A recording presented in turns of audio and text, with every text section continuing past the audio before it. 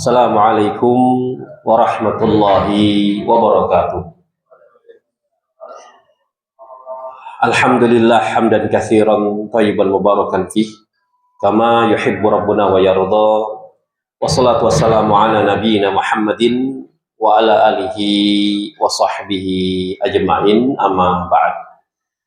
Jamaah rahimakumullah, alhamdulillah kita bersyukur kepada Allah Subhanahu wa taala atas segala nikmat dan karunia yang Allah berikan kepada kita semua, baik berupa nikmat iman, nikmat Islam, nikmat sehat walafiat, yang mana dengan semua nikmat tersebut di pagi hari ini kita kembali bertemu untuk melanjutkan pengajian rutin kita. Semoga salawat dan salam senantiasa tercurah kepada baginda Nabi besar Nabi Muhammad sallallahu alaihi wasallam, pada keluarganya, pada para sahabatnya, dan kepada umatnya yang senantiasa mengikuti tuntunannya hingga yaumil akhir nanti. Jamaah rahimakumullah, kita masih di bab sholat. Kita lanjutkan pembahasan kita.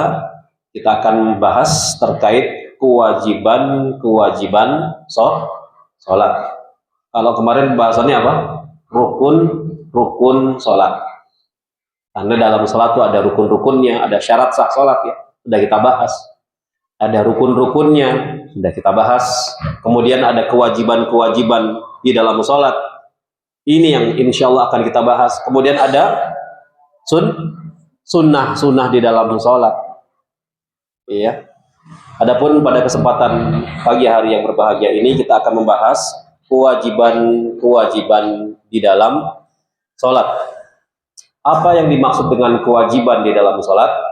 Yakni bacaan atau gerakan yang jika ditinggalkan secara sengaja, ya, maka menyebabkan sholat tersebut batal.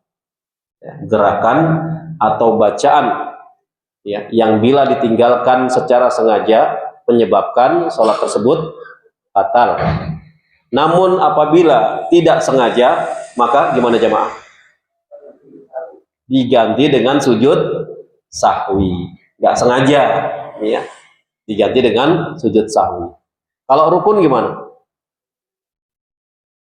Iya, batal, mau sengaja mau nggak sengaja, batal. Ya. Namun kalau kewajiban sholat, ya, kalau tidak sengaja atau sengaja, ya, kalau sengaja itu batal, kalau tidak sengaja diganti dengan sujud sahwi, ya. Kemudian apa saja kewajiban di dalam sholat? Ya, yang pertama mengucapkan apa? Takbir intiqal. Apa itu takbir intiqal? Takbir perpindahan dari satu gerakan ke gerakan berikutnya. Ya. Kalau takbiratul ihram rukun atau kewajiban? Rukun. Ya. Adapun takbir intiqal ini kewajiban di dalam sholat. Ya. Kalau antum meninggalkan dengan sengaja gimana? Kalau dengan sengaja, kenapa? Batal, ya, tidak takbir intiqal. Namun kalau tidak sengaja, sujud sahwi, ya. Kemudian di antara kewajiban di dalam sholat juga ucapan sami'allahu liman hamidah. Ini kewajiban di dalam sholat. Ketika apa? Tidak sami'allahu liman hamidah, ya, bagi makmum dan bagi orang yang munfarid. Munfarid itu apa? Sholat sendirian. Adapun kalau sholat berjamaah, makmum, ya, kata sebagian para ulama cukup mengucapkan Rabbana walakal hamdu, ya. Dasar hukumnya, dalilnya an Abi Hurairah radhiyallahu taala anhu, dari Abu Hurairah radhiyallahu taala anhu, dia berkata, kana Rasulullah sallallahu alaihi wasallam idza qama ila sholati yukabbiru hina yaqum, ya, bahwa Rasulullah sallallahu alaihi wasallam, ya, apabila berdiri hendak mengerjakan sholat, ya, beliau bertakbir, ya, ketika berdiri, ya, bertakbir ketika berdiri. Berarti di sini takbir apa? Takbiratul ihram, ya. Summa yukabbiru hina yarka'u. Ya. Kemudian bertakbir ketika ruku. Ketika akan ruku. Ini takbir apa? Intiqal. Takbir intiqal. Ya. Allahu Akbar. Summa yaqul, kemudian beliau ketika ruku mengucapkan ya sami'allahu liman hamidah, ya ruku kemudian mengucapkan sami'allahu liman hamidah inna yarfa sulbahu minar raq'ah, ya kemudian mengucapkan sami'allahu liman hamidah hina yarfa'u sulbahu minar raq'ah, ketika mengangkat kepalanya ya untuk berdiri sampai tulang punggungnya sejajar seperti sedia kala, ya. Jadi takbir intikal ya setelah membaca surat selain Al-Fatihah, Nabi SAW bertakbir untuk ruku, ya. Kemudian mengangkat kepalanya ya sambil mengucapkan sami Allahu liman hamidah, ya. Sampai punggungnya itu sejajar, tulang-tulang persendiannya itu kembali ke tempatnya masing-masing.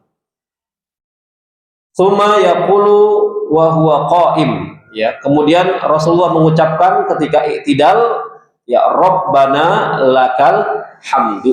Ya, ada beberapa redaksi yang sahih. Rabbana lakal hamdu, Rabbana walakal hamdu, Allahumma Rabbana lakal hamdu. Ya. Kemudian ada redaksi yang menambahkan Rabbana lakal hamdu hamdan katsiran thayyiban mubarakan fih.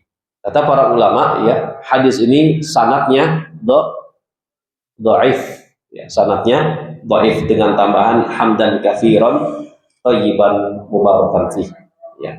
Jadi cukup Rabbana lakal hamdu, Rabbana walakal hamdu, Allahumma Rabbana lakal hamdu dan seterusnya.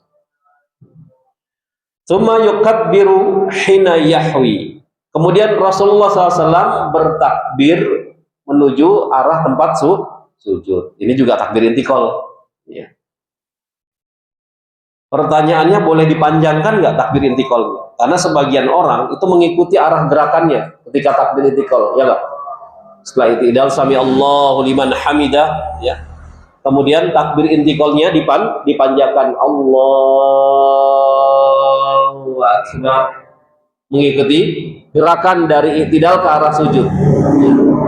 Boleh nggak kira-kira? Boleh nggak? Ya. Sebagian ulama diantaranya Imam Nawawi ya memberikan keringanan, membolehkannya. Ya, ketika takbir intiqal, memanjangkan lafaz Allahu Akbar. Ya. Meskipun jumhur ulama, pendapat mayoritas ulama, takbir intiqal itu jazm. Jazm maksudnya tidak boleh dibaca ya terlalu panjang. Ya harus sesuai dengan kaidah, sama saja. Ya, Allahu Akbar, ruku ya. Sami Allahu liman hamidah. Begitu juga ketika sujud, Allahu Akbar. Ya. Jadi tidak perlu dibaca panjang mengikuti gerakannya. Allahu Akbar. Ini pendapat jumhur ulama. Ya. Kemudian summa yukabbir. Kemudian Nabi bertakbir. Ya. Tsumma hina yarfa'u ra'sahu, ya. Kemudian ketika Rasulullah SAW mengangkat kepalanya, tsumma yukabbir, kemudian Nabi SAW bertakbir hina yasjudu, ya, ketika sujud, ya. Tsumma yukabbiru hina yarfa' ra'sahu, ya. Kemudian Nabi juga bertakbir ketika mengangkat kepalanya dari sujud, ya. Tsumma yaf'alu dzalika fi sholati kulliha, dan Nabi melakukan semua hal tersebut di semua sholatnya, di setiap sholatnya, ya. Hatta yaqdiyaha, ya. Wa yukabbiru hina yaqumu minas natanaini ba'dal julus. Kemudian beliau bertakbir ketika akan bangun dari 2 rakaat pertama setelah duduk tasyahud awal. Hadis ini sahih, diriwayatkan oleh Imam Bukhari dan Muslim. Ya. Inilah cara atau sifat salat Nabi Shallallahu Alaihi Wasallam. Dari berdiri, kemudian Nabi bertakbir, takbiratul ihram, kemudian ketika ruku takbir intiqal, ya. Kemudian bangun dari ruku i'tidal, ya. Nabi mengucapkan sami Allahu liman hamidah, ya. Ketika ke arah tempat sujud Nabi bertakbir, takbir intikal. Kemudian ketika bangun mengangkat kepalanya, duduk di antara dua sujud, takbir juga. Sujud yang kedua, takbir lagi, takbir intikal, ya. Dan seterusnya, ya.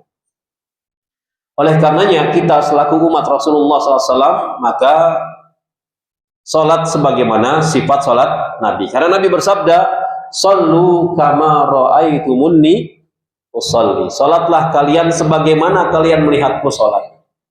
Ya. Sholatlah kalian sebagaimana melihatku sholat. Bukan melihat ustadzmu sholat, melihat kiaimu sholat, melihat ajenganmu sholat, melihat tuan gurumu sholat, melihat habibmu sholat, tidak. Namun melihatku sholat. Ya. Bagaimana caranya? Rasulullah sudah meninggal, Ustaz. Caranya dengan mempelajari hadis-hadis terkait sifat sholat Nabi Shallallahu Alaihi Wasallam. Ya. Karena yang mengajarkan Nabi sholat siapa? Malaikat Jibril alaihissalam. Di mana?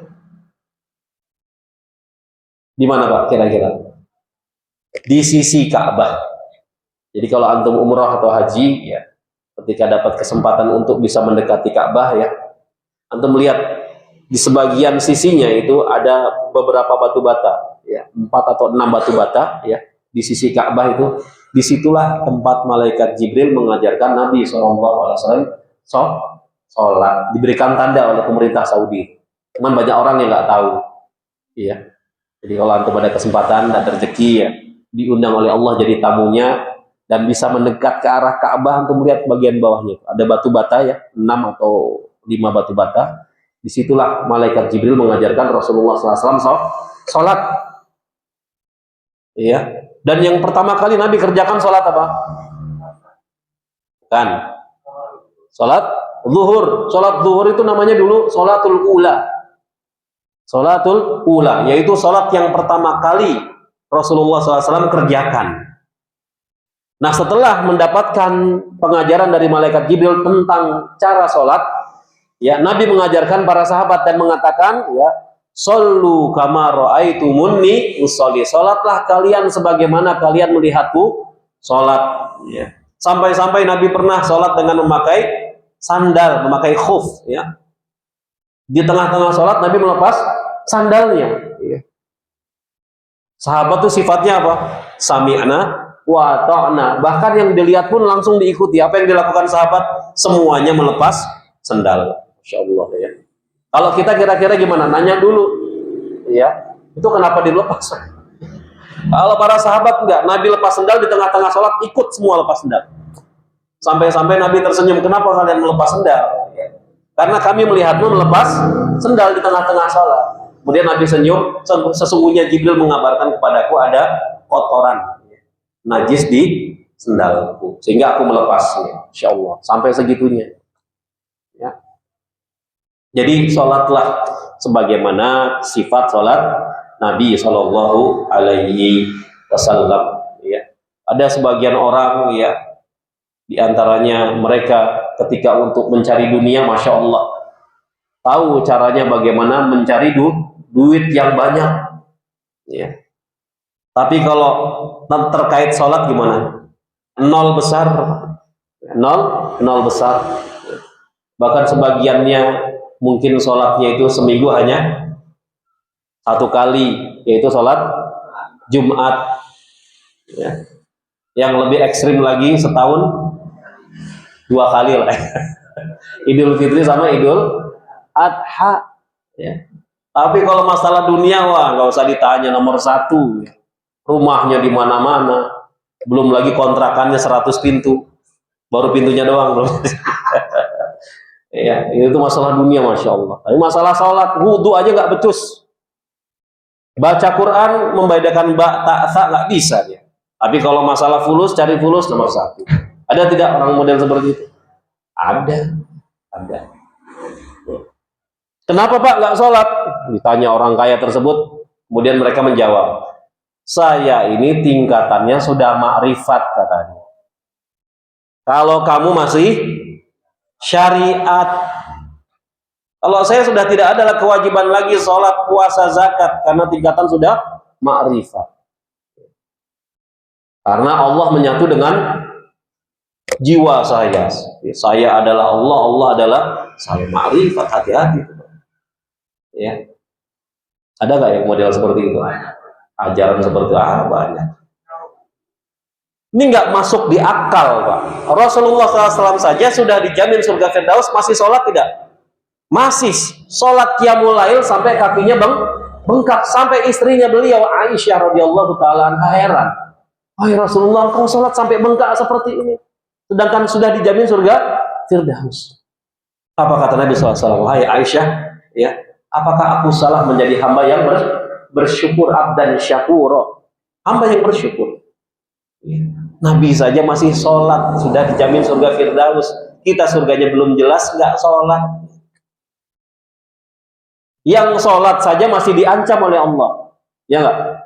Fawailul lil musallin, celaka, kecelakaan bagi orang-orang yang mengerjakan sholat. Bayangkan, Pak, kita sudah sholatnya rajin, ya, tepat waktu.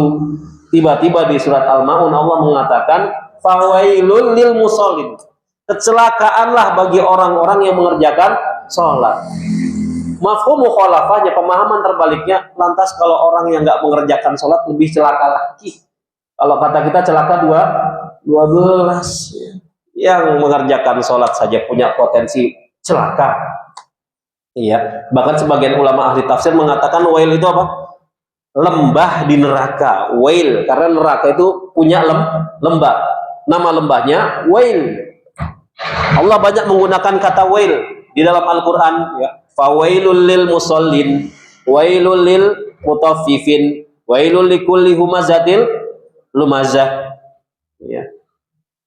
Jadi sholat, Pak, ya, kita jaga sholat lima waktu. Insya Allah amalan lainnya mengikuti. Ya. Dan itu yang akan Allah timbang pertama kali di hari kiamat di mizan. Ya. Jadi kalau kita mau menang, sholat. Makanya dalam lafaz azan apa? Hayya 'alal falah. Hayya 'alal falah. Setelah sebelumnya hayya 'alas shalah. Mari kita sholat, mari kita sholat. Kalau kita sholat, maka kita akan meraih kemenangan. Ya. Kemudian masalah ini pernah Rasulullah SAW perintahkan kepada seorang sahabat yang tidak beres sholatnya. Ya. Nabi mengatakan, innahu la tatimu salatun li ahadin minan nas hatta yatawadda'a fayadha'al wudu'a ya'ni mawadhi'ah. Sesungguhnya sholat bagi seseorang dari kalangan umat manusia tidak akan sempurna sebelum ia berwudu dengan wudu yang sempurna. Ya. Tsumma yukabbiru, kemudian dia bertakbir, Allahu Akbar. Yang dimaksud di sini adalah takbiratul ihram, ya. Wa yahmadullah azza wa jalla wa yuthni alaihi, kemudian memuji Allah Subhanahu wa taala dan menyanjungnya. Yang dimaksud di sini adalah membaca doa iftitah, ya, doa iftitah. Wa yaqra'u bima syaa minal Qur'an, ya.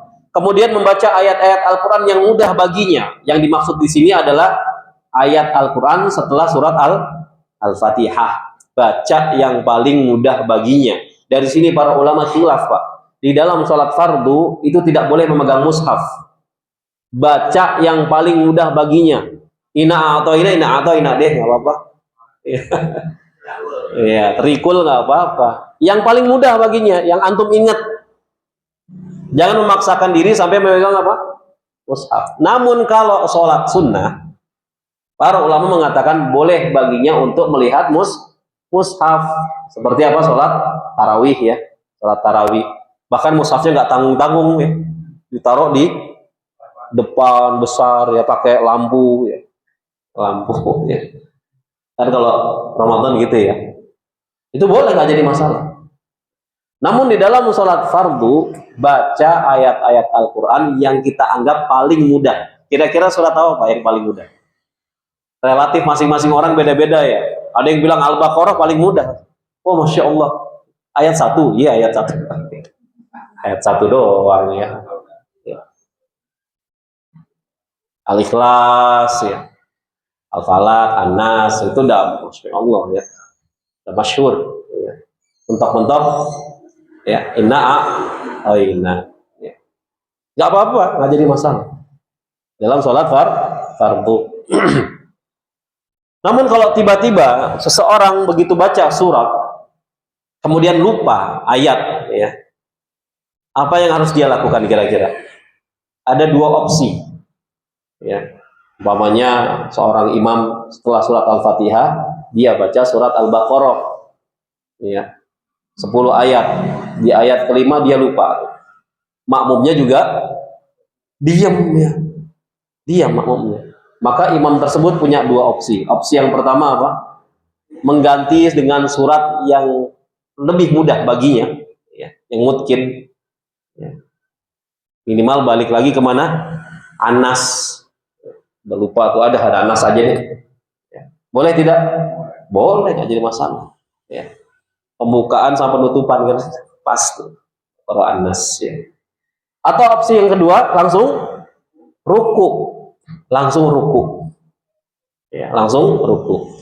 Dan perlu diketahui bahwa bacaan surat setelah Al-Fatihah ini masuknya ke dalam sunnah di dalam sholat ya, sunnah di dalam sholat. Summa yaqul Allahu Akbar. Kemudian Nabi mengucapkan Allahu Akbar ya. Summa yarka'u hatta tatma'inna mafasiluh ya. Kemudian Nabi ruku sampai tulang-tulang persendiannya ya tenang, tumakninah ya. Summa yaqul, kemudian Nabi mengucapkan sami'allahu liman hamidah. Ingat tadi ucapan sami Allahu liman hamidah ini masuknya kewajiban-kewajiban di dalam sholat ya. Hatta yastawi qa'iman, sampai berdiri dengan sempurna. Sami Allahu liman hamidah, berdiri sempurna ya.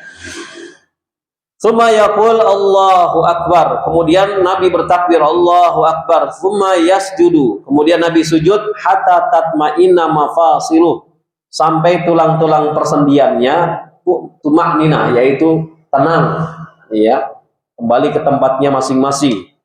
Tsumma yaqul Allahu Akbar, kemudian Nabi mengucapkan Allahu Akbar. Wa yarfa' ra'sahu hatta yastawiya qa'idan, kemudian mengangkat kepalanya duduk sampai duduknya tersebut sempurna ya. Tsumma yaqul Allahu Akbar, kemudian Nabi juga mengucapkan lagi takbir intikal Allahu Akbar. Tsumma yasjud, kemudian Nabi sujud yang kedua hatta tatma'inna mafasiluh, sampai tulang-tulang persendiannya itu tenang, tumakninah ya.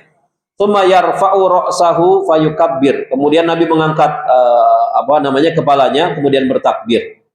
Kemudian Nabi mengatakan fa idza fa'ala dzalika faqad tamat sholatuhu ya. Apabila engkau melakukan demikian maka sempurnalah salatmu ya. Jadi di antara kewajiban di dalam sholat dia apa? Takbir intiqal, kemudian ucapan sami Allahu liman hamidah, dan Rabbana walakal hamdu ya. Ini yang pertama, poin pertama. Poin yang kedua, di antara kewajiban-kewajiban di dalam sholat, tasyahud awal atau akhir? Awal, kalau akhir rukun yang kita bahas kemarin. Jadi harus difahami ya. Duduk tasyahud awal itu masuknya kewajiban-kewajiban di dalam sholat.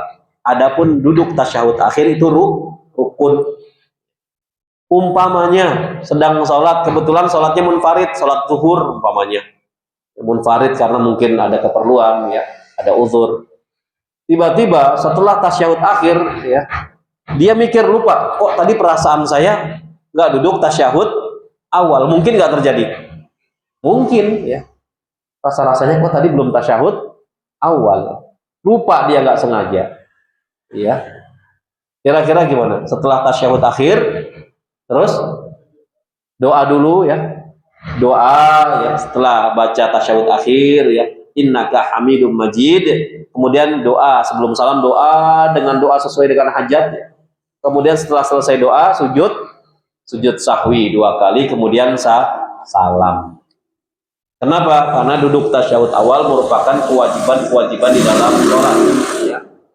Dalilnya an Ibnu Mas'ud radhiyallahu taala anhu, dari Ibnu Mas'ud radhiyallahu taala anhu, beliau mengatakan, Inna Muhammadan sallallahu alaihi wasallam ya, bahwa Rasulullah sallallahu alaihi wasallam bersabda, idza qa'attum fi kulli rak'ataini faqulu tahiyyatu lillah wassalawatu wattayyibat. Ya. Apabila kamu duduk pada setiap dua rakaat, maka ucapkanlah at-tahiyatu lillah wassalawatu wattayyibat. Assalamu alayka ayuhan nabiyyu wa rahmatullahi wa barakatuh. Assalamu alayna wa ala ibadillahi sholihin. Ya. Asyhadu an la ilaha illallah wa asyhadu anna Muhammadan abduhu wa rasuluh. Tsumma yatakhayyar ahadukum minad du'a. Ya, kemudian hendaklah seorang di antara kalian memilih doa yang paling disukai. Ya. Falyad'u bihi rabbahu azza wa jalla. Lalu panjatkanlah doa tersebut kepada Allah Subhanahu wa taala. Ya. Jadi boleh bagi kita pada tasyahud awal ya lengkap bacanya. Ya. Bahkan boleh berdoa.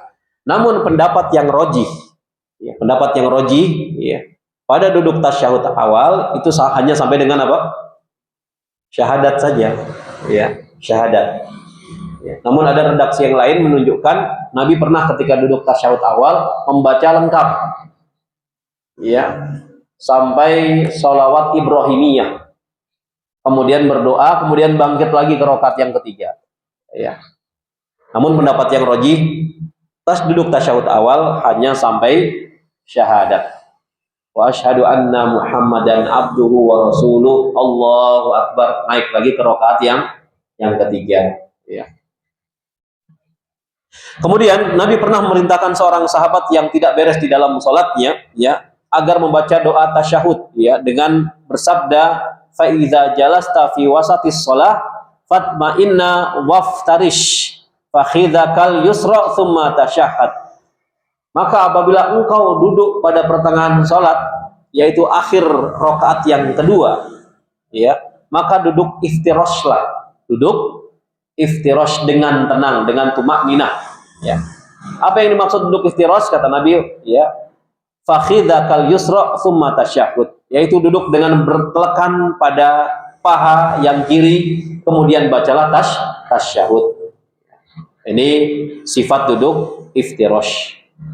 Hanya kalau kita umroh atau haji, kita akan dapati bahwa kebanyakan di sana kita dapati mau yang 2 rakaat, mau yang 3 rakaat, mau yang 4 rakaat, semuanya duduknya apa? Iftirash, kan gitu ya? Iftirash semua. Kadang-kadang kita bingung, wah, sholat maghrib kok rakaat ketiganya iftirash juga. Karena kenapa? Ada sebagian ulama mengatakan hukum asal duduk dalam sholat itu iftirash, hukum asalnya. Ya. Namun ada sebagian riwayat yang mengatakan, ya, sholat yang 3 rakaat dan sholat yang tahiyatnya 2 kali, ya, duduk terakhirnya adalah tawarruk. Ya. Jadi jangan heran kalau kita melihat orang yang sholat maghribnya 3 rakaat kemudian duduknya iftirash, sah-sah saja. Ya. Atau yang 4 rakaat duduk tasyahud akhirnya iftirash, itu juga sah-sah saja. Ya. Kemudian jamaah rahimakumullah, kewajiban di dalam sholat yang ketiga, seorang yang akan sholat harus meletakkan sutroh. Sutroh itu apa? Pembatas. Harus meletakkan sutroh atau pembatas di hadapannya agar orang tidak berjalan di hadapannya ketika sholat, dan untuk menahan penglihatan agar tidak melebihi sutroh penglihatan kita ketika sholat. Ya.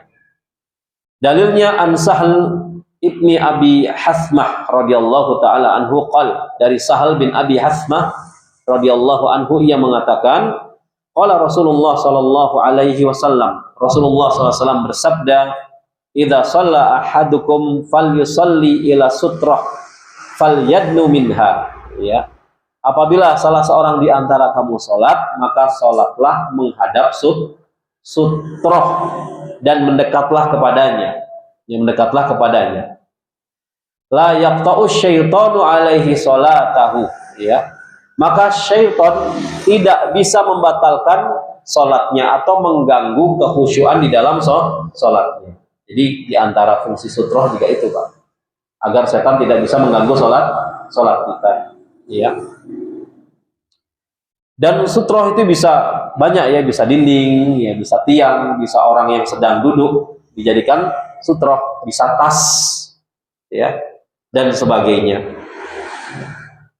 Di antara dalil yang lainnya, an Ibnu Umar radhiyallahu anhuma, dari Ibnu Umar radhiyallahu anhuma, ia mengatakan, qala Rasulullah sallallahu alaihi wasallam, Nabi SAW bersabda, la tusalli illa ila sutratin, ya. Janganlah kamu salat kecuali di depannya ada sutroh. Janganlah kamu salat kecuali di depannya ada sutroh, ya. Wala tada' ahadan yamurru baina yadaika, ya. Dan jangan kamu biarkan seorang yang berlalu di hadapanmu. Jangan kamu biarkan seorang pun berlalu di hadapanmu. Jadi ketika kita sholat, ya, kita sudah pakai sutroh, ya, dia ingin lewat, maka jangan biarkan. Harus kita cegah, ya.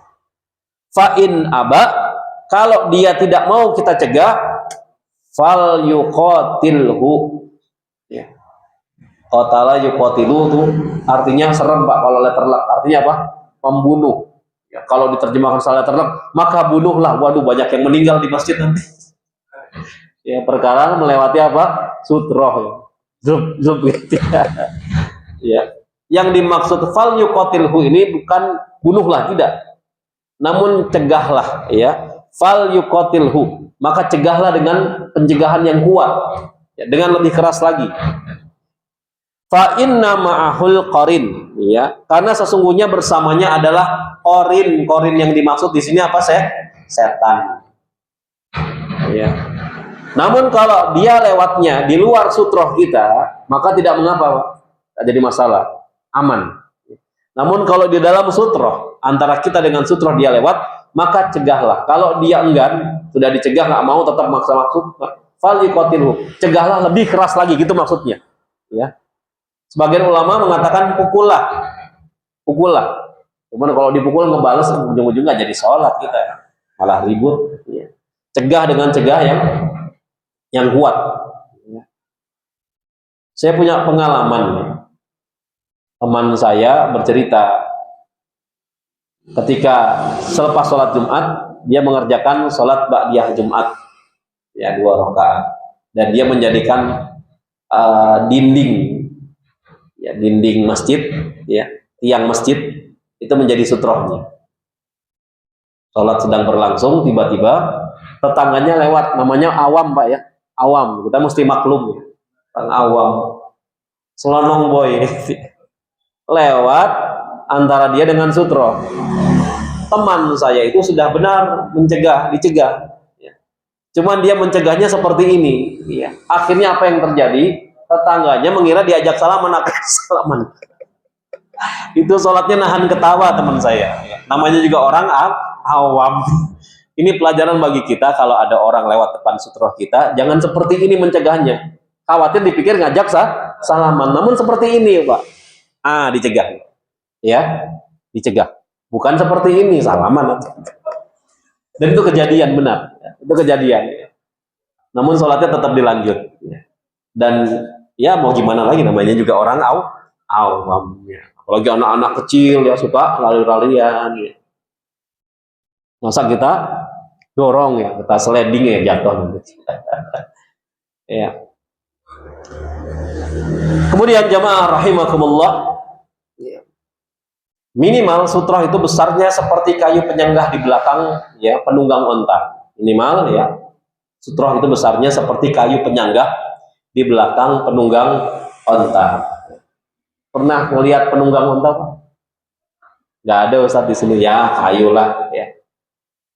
Bisa kita perkirakan panjangnya. Kalau penunggang onta duduk, ada kayu penyanggah di belakangnya nih, buat senderan, ya, buat senderan. Nah, sepanjang itulah sutroh, ya. Dalilnya an Musa bin Talhah, dari Musa bin Talhah, an abihi, dari ayahnya, qol, ya, dia mengatakan, qala Rasulullah SAW, bahwa Rasulullah SAW bersabda, idza wada'a ahadukum baina yadayhi mithla muakhirah ar-rahli ya falyusalli wala yubali man marra wara'a dzalik ya. Apabila seorang di antara kamu meletakkan di hadapannya sutroh ketika sholat ya seperti besarnya kayu penyanggah di belakang penunggang onta ya, maka sholatlah dan jangan peduli terhadap orang yang berlalu di belakang sutroh tersebut. Tadi yang saya katakan ya, kalau kita sudah taruh sutroh di hadapan kita, ada orang lalu lalang ya di belakang sutroh kita, di belakang ya, bukan di antara kita dengan sutroh, biarkan saja, nggak jadi masalah, sudah aman Pak, sudah aman ya. Kemudian kayu penyanggah di belakang penunggang onta itu tingginya kata para ulama kira-kira 8 jari. 8 jari itu segimana? Ya 8 jari lah pakai telunjuk ya. 1, 2, 3, 4, 8 jari. Ya. Kayu penyanggah penunggang onta itu kalau dipakai jari itu 8 jari. Ya. 8 jari lah ya, seginilah ya, 8 jari. Ya. Berapa sentimeter kira-kira 8 jari? 20 ya, 20, 8 jari ya kata para ulama. Ini hadisnya sahih riwayat Muslim, riwayat Imam Muslim ya, 8 jari. Dan nggak harus kayu penyanggah penunggang unta terus beli di shopping, enggak ya. Ya pakai kayu biasa boleh ya. Pakai tas ya, sesuatu yang tinggi ya. Pakai kayu-kayu biasa bisa disediakan di masjid-masjid ya, sutroh ya. Ya boleh lah, insya Allah nggak apa-apa ya. Cuman kadang ada orang iseng ya, sudah kita sholat pakai sutroh disingkirin. Ada nggak? Ada kejadian kayak gitu, ada. Ya mau gimana lagi, namanya juga awam Pak. Kita harus apa? Lemah lembut. Ya. Ada orang yang kayak baru turun gunung saking semangatnya ya. Dia marah setelah sutrohnya dipindahkan tuh. Sini dipanggil di sidang ya. Amun, wah akhirnya apa? Wah kapok dia aneh ke masjid. Ya. Dimarahin Pak sama Pak Fulan tuh. Ya. Serem, udah jenggotan, marah. Akhirnya dia nggak mau sholat di situ. Trauma katanya. Jadi makanya kalau menghadapi orang-orang awam tuh harus lembut, sabar, ya. Harus lembut. Ya.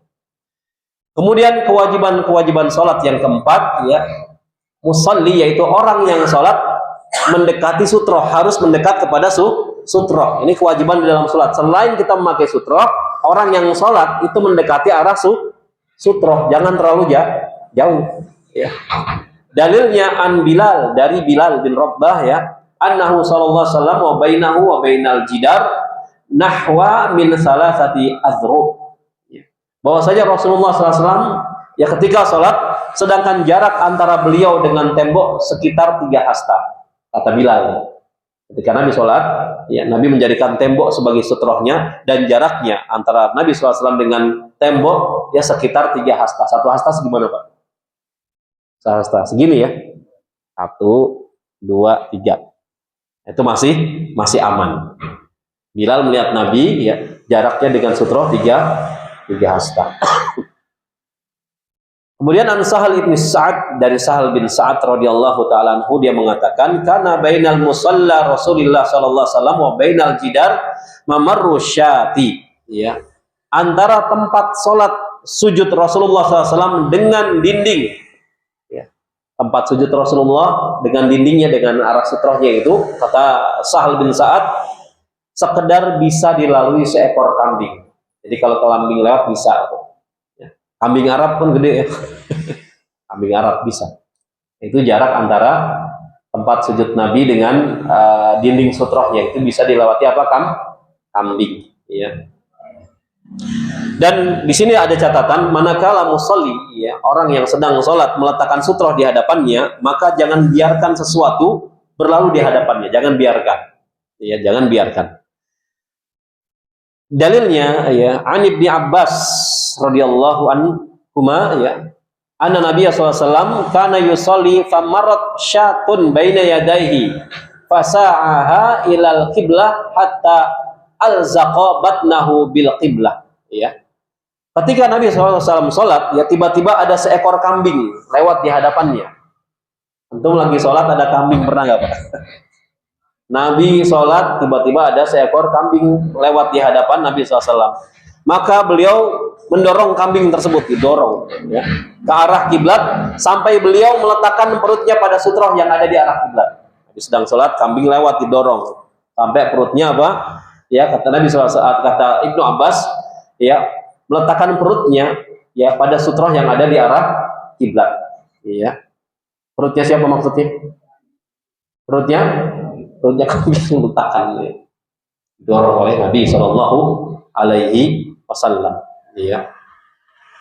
Kemudian dari dalil yang lainnya, an Abi Sa'id Al-Khudri radhiyallahu anhu, anna Rasulullah SAW qala, Nabi SAW bersabda, "Idza kana ahadukum yusalli fala yada' ahadan yamurru baina yadayhi wal yadrahu mastata'a." Ya. Apabila seorang di antara kamu salat, maka janganlah membiarkan seorang pun berjalan di hadapannya dan tolaklah ia semampunya. Ya. Sedang sholat, kita sholat sunnah umpamanya ba'diyah zuhur atau ba'diyah Jumat ya, tiba-tiba sudah pakai sutroh ya, namanya juga kalau Jumatan kan banyak yang majemuk, heterogen, ada yang sudah paham, ada yang belum paham ya. Tiba-tiba lewat, maka tolaklah semampunya. Gimana caranya, gini apa gini?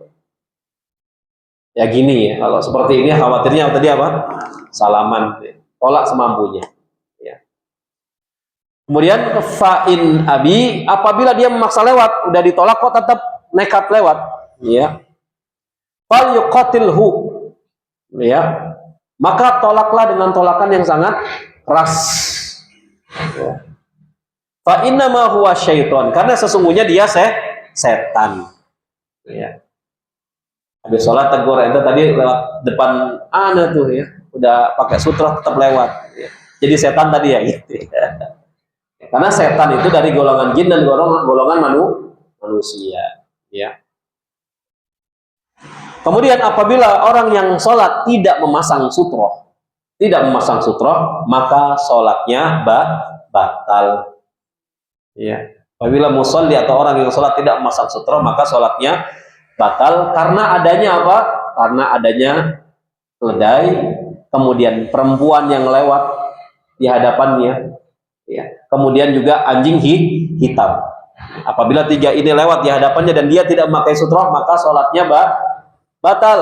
Ya. Dalilnya an Abdullah bin Samit an Abi Dzar, dari Abdullah bin Samit dari Abi Dzar, dia mengatakan, qala Rasulullah SAW, Nabi SAW bersabda, idza qama ahadukum yusalli fa innahu yasturuhu. Ya. Apabila salah seorang di antara kalian salat, kemudian sudah bersutroh, idza kana baina yadahi mithla akhiratir rahil, dan sudah ada di hadapannya sutroh seperti penyangga, ya, kayu penyangga onta, ya. Fa idza lam yakun baina yadahi mithla akhiratir rahil, apabila belum terdapat sutroh seperti kayu penyangga penunggang unta di hadapannya, fa innahu yaqta'u salatahul, ya, maka salatnya bisa jadi batal karena ada apa? Al-himar, keledai yang lewat, ya, wal mar'ah, dan perempuan. Jadi antum kalau nggak masang sutroh, ya, resikonya kalau dilewatin keledai. Alhamdulillah Ustaz nggak ada keledai di sini. Ya. Perempuan ada nggak? Ada, antum lagi sholat di rumah, sholat sunnah umpamanya, ya, nggak pakai sutroh, tiba-tiba perempuan lewat. Perempuan itu bisa siapa? Ya istri, ya, anak perempuan, ya, lewat di hadapan sholat kita, maka sholatnya batal, ya. Wal kalbul aswad, dan anjing hitam lewat, ya. Ada nggak anjing hitam di tengah-tengah kita? Ada, ya. Qultu ya Abu Dzar, ya, maka aku mengatakan, wahai Abu Dzar, ma balul kalbil aswad, ya, kenapa harus anjing hitam? Ya, kenapa harus anjing hitam? Ya, kenapa, ya, kenapa tidak anjing merah? Minal kalbil ahmar, minal kalbil asfar, kenapa tidak anjing merah dan tidak anjing kuning? Ya, Abu Dzar ditanya alasannya, kok kenapa hanya anjing hitam? Kenapa nggak anjing warna merah dan anjing kuning juga? Maka Abu Dzar menjawab, ya ibni akhi, ya, sa'altu Rasulullah SAW kama sa'altani faqal, aku juga bertanya kepada Rasulullah sebagaimana pertanyaanmu kepadaku. Aku pernah bertanya demikian, kenapa kok anjing hitam saja wahai Rasulullah, kenapa nggak anjing warna lainnya? Ya. Maka Nabi bersabda, al kalbul aswadu syaiton, karena anjing warna hitam itu setan. Anjing warna hitam itu setan, kata Nabi SAW. Dan hadis ini sahih, diriwayatkan oleh Muslim, Nasa'i, dan Tirmidzi.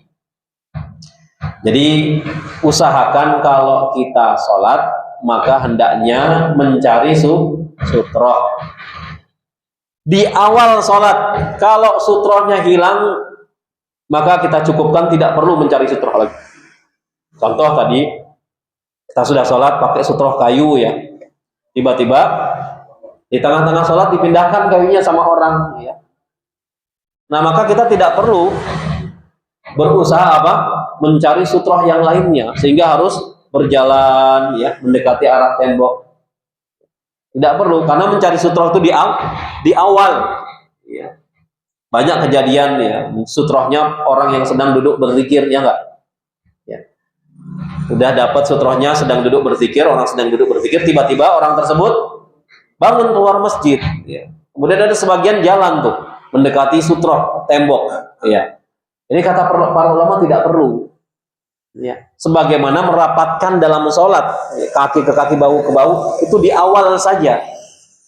Nanti kalau sudah perpindahan gerakan ya, perkara rapat atau tidak rapat, maka tidak perlu dikejar-kejar ya. Nggak perlu dikejar-kejar. Ada sebagian belum paham, kurang paham Pak, di rakaat kedua ya nggak rapat, ditempel ya, yang ditempel nggak mau, jauh lagi, tempel lagi, jauh, tempel jauh ya, split sholat. Ya, ada nggak seperti itu? Nggak perlu dikejar-kejar, kalau nggak mau ya sudah ya. Di awal ya rapat, sama di awal kita cari sutroh, sutrohnya sudah hilang, tidak perlu lagi mencari sutroh ya. Kemudian kewajiban yang berikutnya, yang kelima, haram lewat di depan orang yang sedang sholat. Haram lewat di depan orang yang sedang sholat. Ya, dalilnya an Abi Juhaim radhiyallahu taala anhu, dari Abu Juhaim radhiyallahu taala anhu qala Rasulullah sallallahu alaihi wasallam, Rasulullah SAW bersabda, "Lau ya'lamul marru baina yadayil musalli madza alaihi." Ya. Andai kata orang yang lewat di hadapan orang yang sedang sholat mengetahui dosa yang akan diterimanya, ya, lakana an yaqifa arba'ina khairan lahu min an yamurru baina yadayhi. Ya, sudah barang tentu ia berdiri 40-nya nggak dijelasin nih, 40 hari, 40 minggu, 40 bulan, 40 tahun nggak dijelaskan. Kata Nabi, ya sudah barang tentu dia berdiri 40 lebih baik daripada lewat di hadapan orang yang sholat. Ya. Namun para ulama memberikan catatan, apabila sholat orang tersebut ya di pintu keluar masjid sehingga mencegah orang keluar masjid, ya maka boleh bagi orang-orang untuk melewatinya. Ya. Karena orang ini membuat susah orang lain. Ada nggak orang model seperti itu? Sholat sunnahnya depan masjid, kenapa nggak di tengah-tengah pintu sekalian gitu ya? Kadang-kadang kesel kita tuh. Ini orang gimana sih, mikir nggak sholatnya? Pas di pintu, jadi orang mau keluar khawatir takut, ya. Nggak keluar punya hajat, ya. Ada keperluan. Orang semua model sholat seperti ini boleh nggak apa-apa bagi kita, ya. Kemudian kalau bisa dinasehati Pak, besok kalau mau sholat sunnah jangan di depan pintu Pak. Ya, jangan di depan pintu, menyulitkan orang yang akan keluar masjid. Kadang juga sebagian kaum muslimin di masjid sholat sunnahnya acak-acakan, ada yang di sini, sehingga orang mau keluar tuh bingung. Ya, tahu hadis ini, wah nggak bisa nih, lewat sini. Ini orang nggak pakai sutroh, nggak paham juga. Ya. Akhirnya apa? Yalah, nunggu aja. Ya. Jadi kalau mau sholat sunnah tuh hendaklah mendekati arah sutroh. Jadi kalau orang mau keluar masjid, ya, tidak menyusahkan orang yang keluar masjid, tinggal dia mundur ke belakang, keluar. Dan yang terakhir, yang keenam, sutroh imam adalah sutrohnya makmum. Sutroh imam adalah sutrohnya makmum. Dalilnya an Ibnu Abbas radhiyallahu anhuma qol, dari Ibnu Abbas radhiyallahu anhuma, dia mengatakan, ya, aqbaltu raqiban ala himarin atanin, ya, wa ana yawma idzin qad nahaztu al-ihtilam. Saya datang dengan menunggang kuda keledai betina, kata Ibnu Abbas. Pada waktu itu usiaku hampir mendekati ihtilam. Mendekati ihtilam itu masa puber ya, balik. Kemudian wa Rasulullah sallallahu alaihi wasallam yusalli bin nas bimina. Sedangkan Rasulullah SAW sedang sholat di Mina bersama para sahabat. Ya, famarartu baina yaday as-saf, ya, fanazaltu wa arsaltu atana tarda'u wa dakhaltu fi saf falam yunkir dzalika alayya ahadun. Kemudian aku lewat di depan saf, ya Ibnu Abbas. Ya, Ibnu Abbas waktu itu masih kecil, Pak, belum balik. Habis turun dari keledainya, ya, keledainya dibiarkan dilepas untuk nyari makan. Ibnu Abbas turun, kemudian lewat di depan saf para sahabat. Nabi jadi imam, ya. Kemudian aku turun setelah itu masuk ke dalam saf, namun tidak seorang pun yang mencela atau menegurku karena perbuatanku. Jadi nggak ada yang apa? Mencegah, enggak. Ini juga pelajaran buat kita ketika sholat berjamaah. Ingat, sutroh imam adalah sutrohnya makmum. Sehingga kalau ada orang yang warawiri, ya, di setiap saf makmum, boleh atau tidak? Boleh, nggak apa-apa. Atau misalnya ada udzur ya, di tengah-tengah sholat tiba-tiba mau pipis, ya, atau batal keluar angin mau ambil wudhu, ya, boleh tidak melewati saf-saf tersebut? Boleh. Jangan sampai kita nggak paham, mau lewat sini dicegah, sini dicegah, akhirnya frustasi nih. Gimana ini? Ya. Jadi sutrohnya makmum itu sutrohnya imam. Ada sebagian nggak paham sehingga mau ambil wudhu ke toilet dicegah, lewat kanannya dicegah, lewat kiri dicegah, lewat belakang perboden. Waduh, repot. Ini frustasi ya. Ya. Karena ada sebagian yang nggak paham. Ya. Itu kok di Mekah, di Madinah enak banget lagi sholat berjamaah, orang pada warawiri, nggak paham ini orang terkait sutroh. Jadi kalau sholat berjamaah, ya, sutroh imam adalah sutrohnya makmum. Boleh orang ya lewat lagi sholat tiba-tiba ada orang tawaf di Mekah ya, di tengah-tengah saf, boleh tidak? Ya boleh, jangan dihadang, jangan dihadang. Boleh, silakan saja. Ya. Namun ya, kalau sedang sholat berjamaah itu biasanya yang tawaf kan di stop, ya, sholat fardu ya. Kecuali nggak sholat sunnah. Namun di sana juga banyak yang nggak paham, Pak. Kita lagi sholat sunnah, main apa? Melangkah aja. Udah pakai sutroh padahal. Lewat aja. Ada nggak yang model gitu? Ada. Ada yang diinjak kepalanya lagi sujud. Astagfirullah ya. Nah benar ya. Nah Pak, di Raudhah ya, Masya Allah. Iya. Dilengkapin, diloncatin, Masya Allah. Tapi alhamdulillah ya, kata pemerintah Saudi itu jamaah Indonesia termasuk jamaah yang paling bisa diatur, mudah diatur, gampang. Iya, nurut, legowo, udah masang sajadah ya. Kita lagi berdoa sambil berdiri, tempatin orang Turki. Orang Indonesia gimana? Adalah ngalah, ngalahan orangnya. Ya. Sifat ketimurannya ke bawah. Apa? Nggak enakan. Adalah nggak enak loh. Ya. Akhirnya apa? Ngalah. Ya. Udah gelar sajadah, ya, diserobot sama orang India, ya. Orang perindapan, diserobot. Ya. Ada nggak? Ada. Tapi orang kita tuh Masya Allah sabar-sabar ya. Sabar-sabar, Masya Allah. Ya. Sabar-sabar. Baik, demikian jemaah yang bisa saya sampaikan di pertemuan pagi hari ini. Ada sedikit waktu kita buka sesi tanya jawab. Ada pertanyaan? Ya Pak, silakan.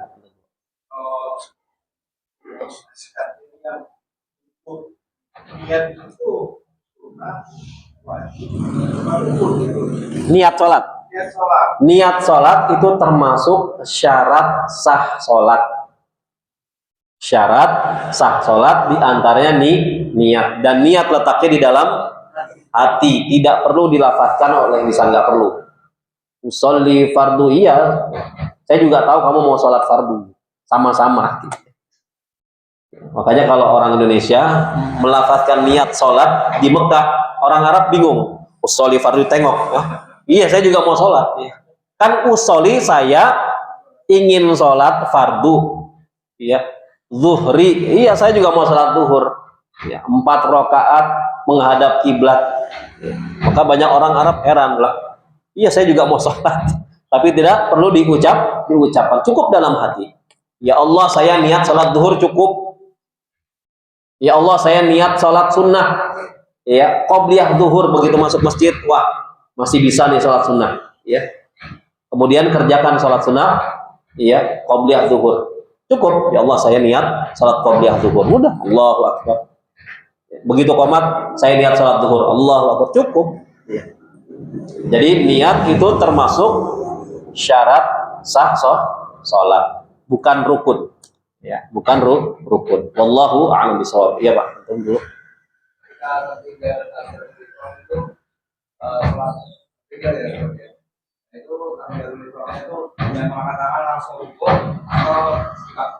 Ya, jadi harus difahami kalau kita masbuk ya. Masbuk mendapati imam sedang ruku. Maka bagaimana caranya? Ingat rukun sholat yang pertama berdiri bagi yang mampu ya. Kemudian yang kedua takbiratul ihram. Jadi antum masuk masjid, masbuk masuk masjid, berdiri dulu.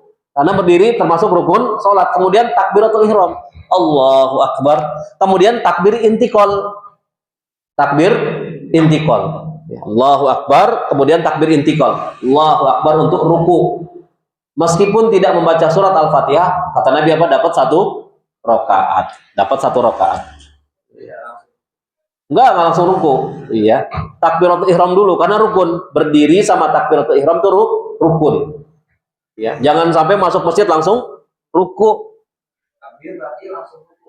Keliru juga. Ya, keliru. Ada takbiratul ihram ruku. Ya, sambil berdiri karena berdiri itu rukun.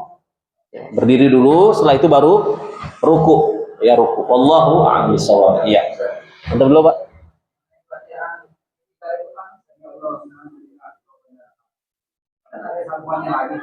Rabbana walakal hamdu hamdan katsiran. Ada beberapa redaksi bacaan iktidal ya. Hanya saja tambahan redaksi hamdan katsiran thayyiban mubarakan fi yang menurut sebagian ulama sanad hadisnya lemah, dhaif. Lemah. Itu ada salah seorang sahabat ketika itu bersin. Ya, maka mengucapkan dengan tambahan doa tersebut hamdan katsiran thayyiban mubarakan fi, namun tidak didapati mayoritas sahabat menambah dengan doa tersebut.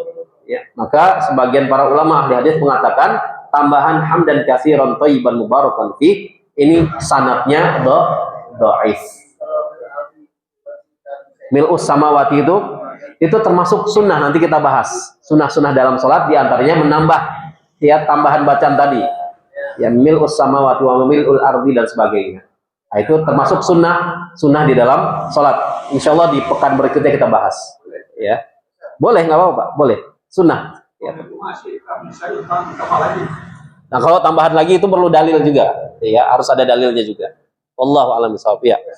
Iya, Pak.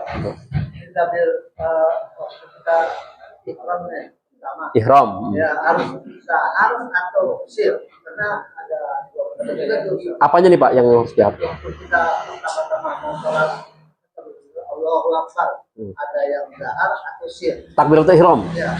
Takbiratul ihram itu disesuaikan atau ya ketika sholat apa fardu ya? Fardu. Takbiratul ihram itu jahar.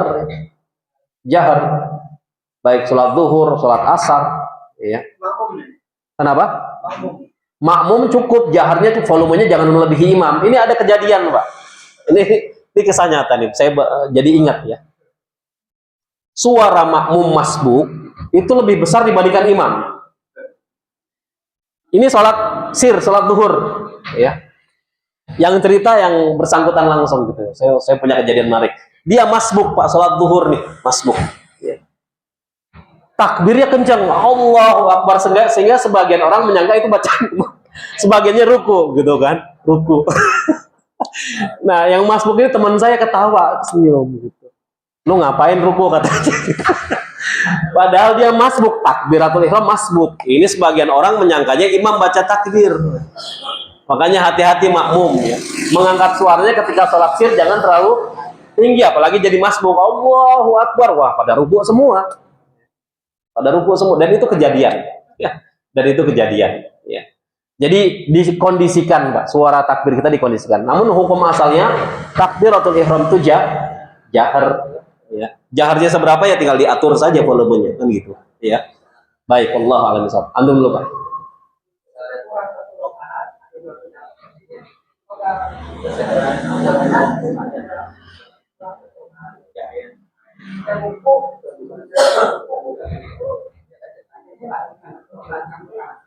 Kalau tidak baca Al-Fatihah,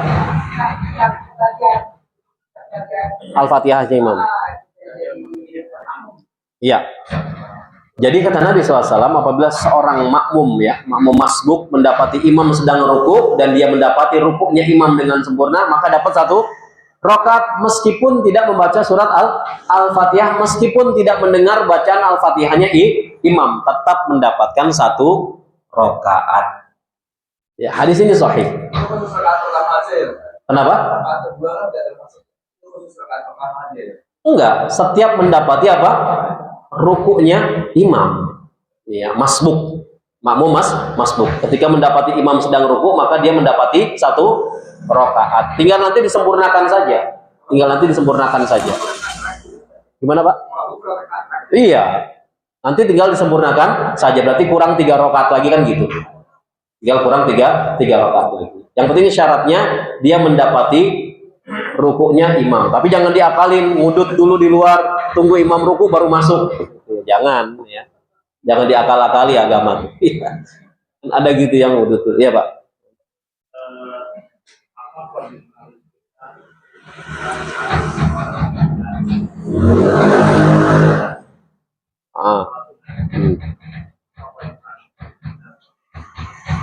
Iya, hendaknya orang yang melihat orang yang sholat tidak memakai sutroh, ya, maka kita kasihan dengan dia. Mungkin dia belum paham. Maka hendaknya kalau ada sutroh di masjid, ya, kayu-kayu, ya, kita pasang. Kita pasang. Mudah-mudahan dia terima. Kadang ada orang nggak terima juga, pemarah-marah. Ente ganggu sholat aneh itu bikin nggak khusyuk, ya, kayu itu. Ya, namanya orang karakternya masing-masing beda-beda, Pak, ya. Saking awamnya kita bantu dengan sutroh malah nggak suka, ya. Akhirnya dibuang pas sujud. Kejadian juga, ya, macam-macam lah orang kita. Namun karena kita bentuk kasih sayang kita kepada kaum muslimin, ya, mereka belum paham, mungkin belum sampai dalilnya, maka kita yang tahu hendaknya kita pasang sutroh, kemudian kita lewat. Ya, di luar batas sutroh tersebut nggak jadi masalah, ya, pasang sutroh kita lewat. Ya. Mudah-mudahan setelah itu dia bertanya, ya, ya, silakan, Pak.